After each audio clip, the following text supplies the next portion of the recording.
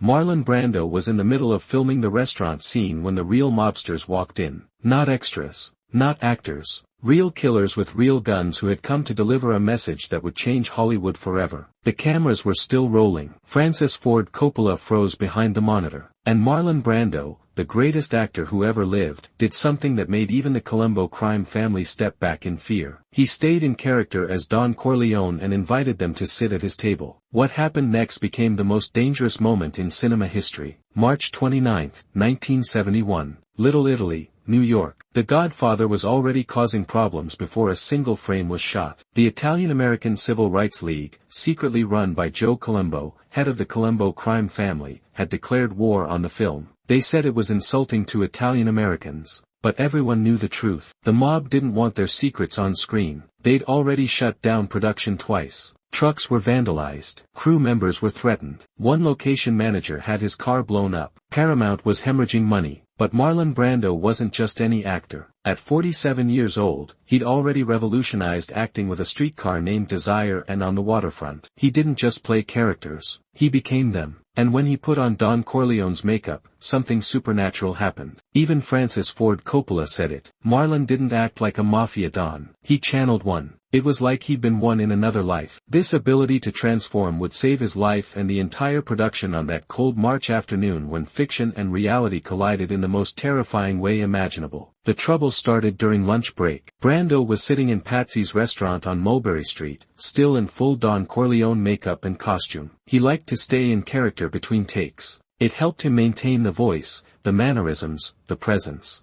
The crew was scattered around other tables, exhausted from the morning's shoot. Coppola was reviewing footage in a corner booth. Everything seemed normal. Then the door opened. 3 men walked in. The temperature in the room dropped 10 degrees. These weren't tourists. They weren't fans. They were soldiers from the Colombo family. The man in front was Anthony "Tony Shots" Abadamarco, a capo known for his violent temper and his hatred of the movie. Behind him were 2 enforcers whose names you wouldn't speak unless you wanted to disappear. Every crew member recognized them. Forks stopped moving. Conversations died. The assistant director, Fred Gallo, slowly reached for his walkie-talkie to call security. But Tony Shots saw him and shook his head. Just once. Fred's hand froze. The message was clear. This was between them and Brando. Nobody else needed to get hurt. Yet, Tony Shots walked directly to Brando's table. His men flanked him like guard dogs. He stood there, looking down at the actor who was playing a mockery of everything he represented. "Mr. Brando," Tony said, his voice low and dangerous. "We need to talk about this movie." Brando looked up slowly. The cotton balls in his cheeks that created Don Corleone's jowls were still in place. His eyes, those penetrating eyes that could convey 1,000 emotions, studied the mobster. The entire restaurant held its breath. Then Brando did something nobody expected. He smiled. That small, knowing Don Corleone smile. "Please," Brando said in Vito Corleone's raspy whisper. "Sit. A man who doesn't spend time with his family can never be a real man." Tony Shots blinked. For a moment, confusion flickered across his face. Was this guy serious? Was he actually staying in character? But there was something in Brando's voice, something in his presence that made Tony sit down. His men remained standing, hands suspiciously close to their jackets.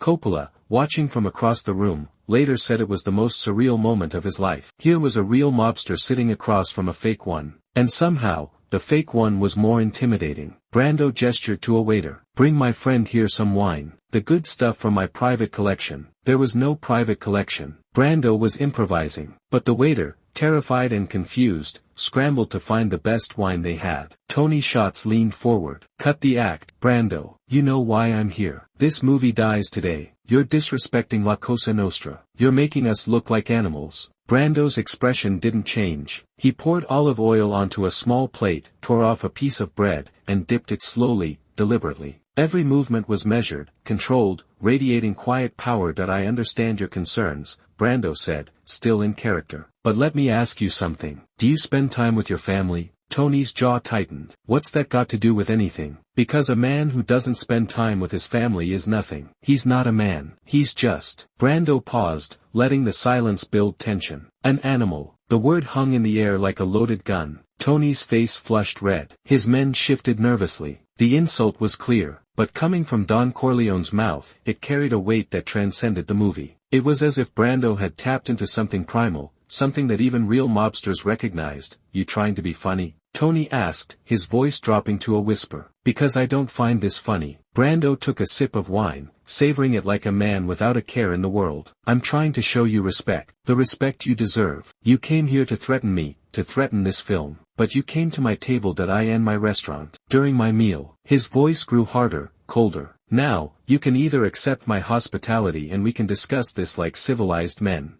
Or you can continue with threats. But I warn you." He leaned forward slightly. "I've made promises to people. Important people. And I always keep my promises." The bluff was magnificent. Brando had no connections to important people. At least, not the kind Tony was thinking of.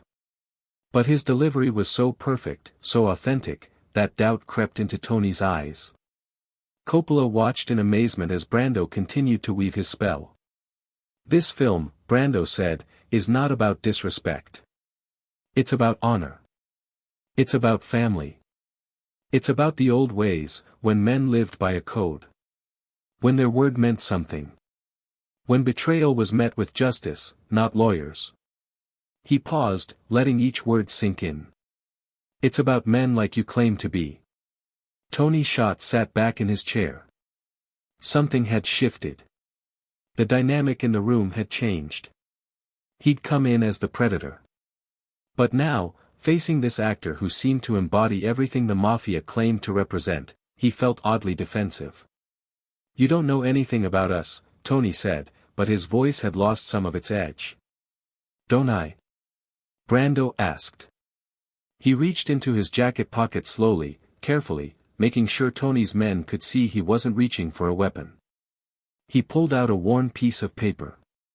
It was a page from the script, but Tony didn't know that. "Let me read you something," Brando said.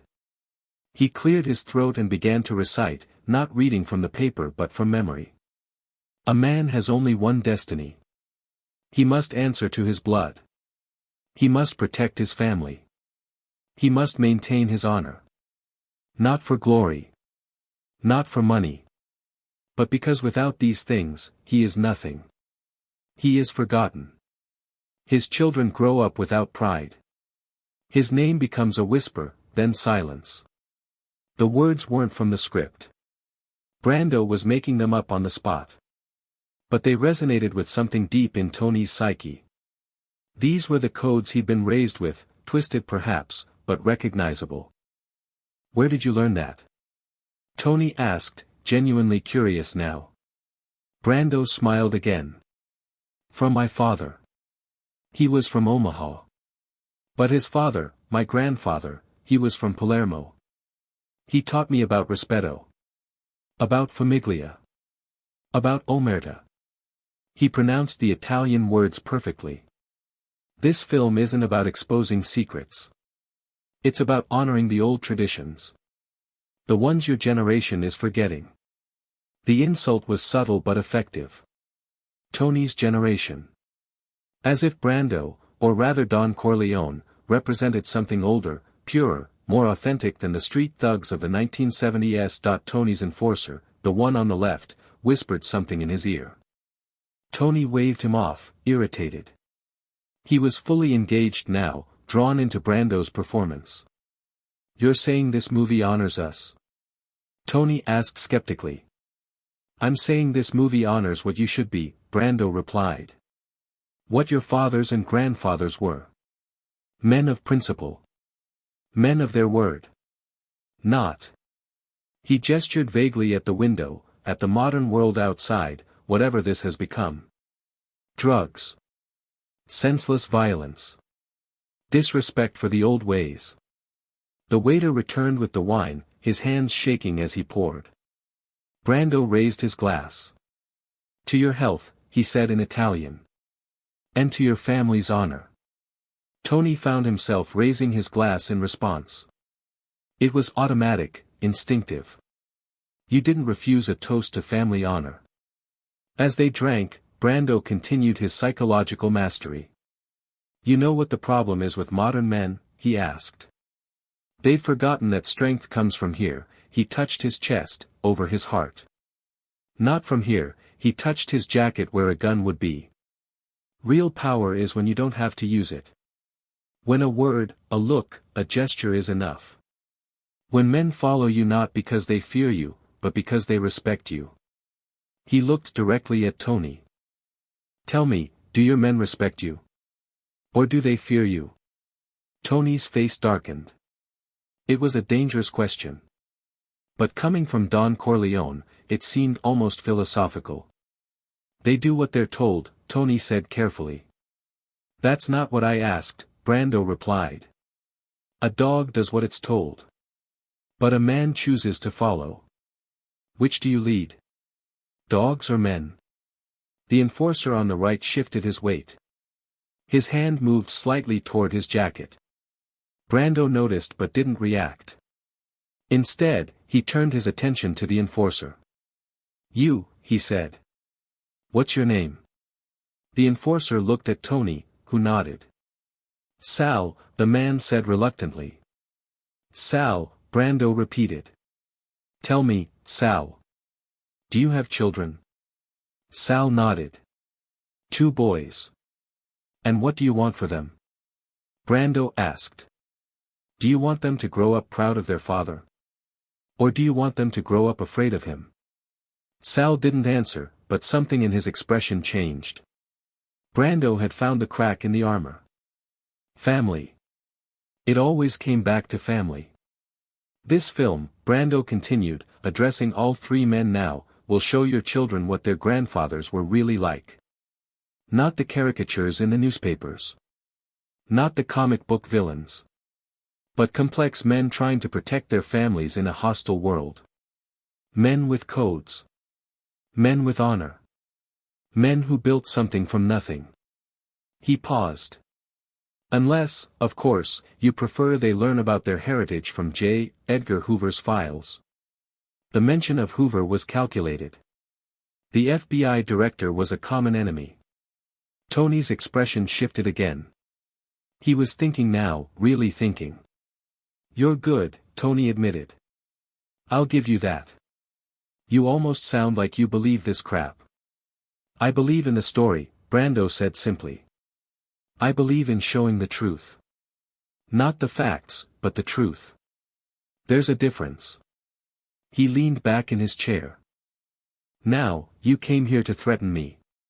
To shut down this film. But I'm going to make you a different offer.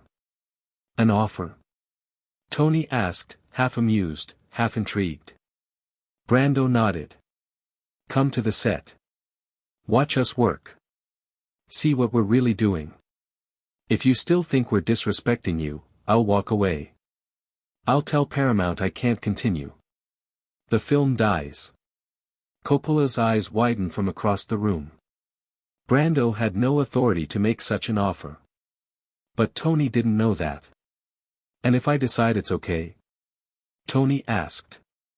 Then you leave us alone. No more threats. No more vandalism. We finish the film in peace. Brando extended his hand across the table. Man to man. On my family's honor. Tony stared at the extended hand. In his world, such an offer was sacred. To refuse would be an insult. To accept would be binding. His men watched, waiting for his decision. The entire restaurant seemed to hold its breath. Finally, slowly, Tony reached out and shook Brando's hand. You got balls, Brando. I'll give you that. He stood up, his men falling in behind him. Tomorrow.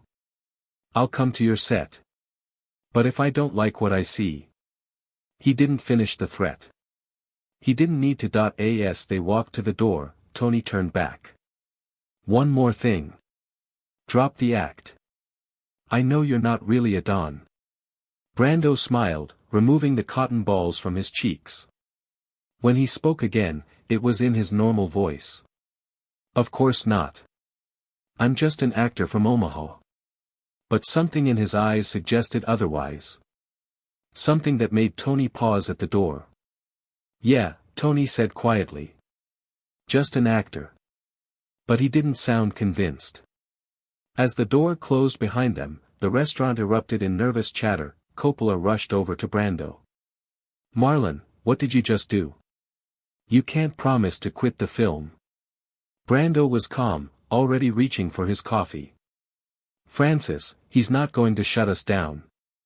"How can you be sure?" "Because I gave him something more valuable than money or threats. I gave him respect. I gave him a story where men like him are the heroes, not the villains." He smiled. "Besides, I invited him to set. Once he sees Al Pacino and James Caan, once he sees what we're creating, he'll be our biggest supporter." And Brando was right. Tony Scott's Abitamarco came to the set the next day. He watched them film the wedding scene. He saw the reverence with which they treated the traditions, the customs, the culture. He saw actors who had studied not just the crimes but the codes. By the end of the day, he was giving notes to Coppola about authenticity. "The kiss," he said about the ring-kissing scene. "It should be on both cheeks. That's how it's really done." The threat was over. The Colombo family not only stopped harassing the production but became unofficial consultants, but the real victory was what happened in that restaurant. For 45 minutes, Marlon Brando had faced down three dangerous men not with violence or threats but with the power of performance. He had become Don Corleone so completely that even real mobsters deferred to his authority. It was method acting taken to its ultimate extreme. Years later, Tony Scott would tell people about that lunch. "I've met a lot of tough guys in my life," he'd say. "But that Brando, when he was being the Godfather, he was the real thing. I swear to God, for a minute there, I thought I was talking to my grandfather." The film went on to become one of the greatest movies ever made. It won Best Picture. Brando won Best Actor. But more than that, it changed how the mafia saw itself. Real mobsters began imitating the fictional Don Corleone. Life imitated art. And it all happened because on one dangerous afternoon, Marlon Brando proved that sometimes the greatest power isn't in a gun or a threat. Sometimes it's an absolute commitment to a character. Sometimes the best way to handle reality is to counter it with a more powerful fiction. When Brando won his Oscar, he famously sent Sachin Littlefeather to refuse it on his behalf. But those who were in that restaurant on March 29, 1971, knew the truth. He had already won his greatest performance award. He had convinced the real mafia that he was more authentic than they were. He had turned method acting into a survival technique. And in doing so, he didn't just save The Godfather. He created a legend that would outlive them all. Because on that day, Marlon Brando wasn't just playing Don Corleone. For 3 dangerous men and 45 terrifying minutes, he was Don Corleone. And that made all the difference.